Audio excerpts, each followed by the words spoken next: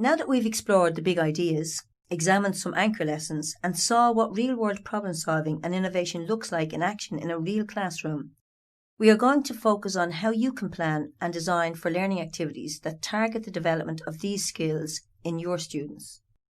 In this lesson, you will begin to plan how you can design learning activities that incorporate opportunities for your students to develop real-world problem-solving and innovation skills. Throughout this course, we have tried to develop a shared understanding of what we mean by real-world problem-solving and innovation. This is one of the core skills required for living in this globally connected, complex world of the 21st century. By using detailed definitions and rubrics as a framework, we have discussed and analysed learning activity designs which demonstrate problem-solving and innovation skills. It is clear that without designing for these problem-solving and innovation skills, students will not have opportunities to develop them. We would like you to focus on your planning for the next month or term and try to incorporate opportunities for students to develop problem-solving and innovation skills. Think about your students and their experiences to date, and how this will have implications for the learning activities you design. You need to consider what types of problem-solving scenarios your students will engage in, as well as the contexts and audiences they may be developing solutions for, as well as how you can design the learning activities to support the development of problem-solving and innovation skills.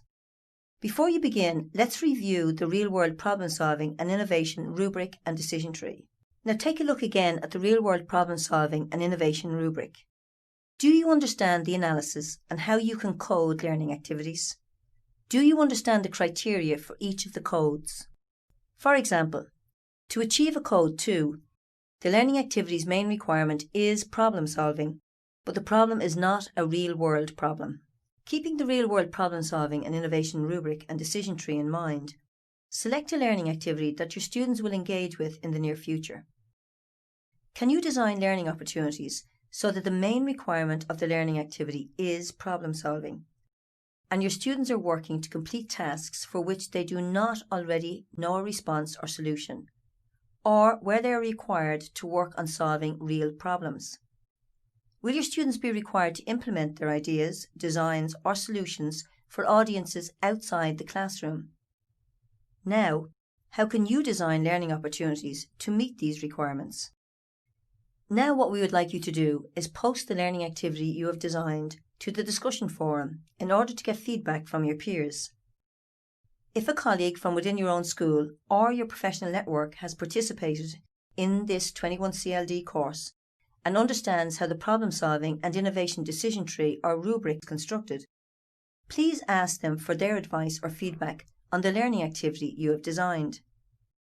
We would also like you to give comment and feedback to at least 2 other educators on the learning activities that they have prepared for their students.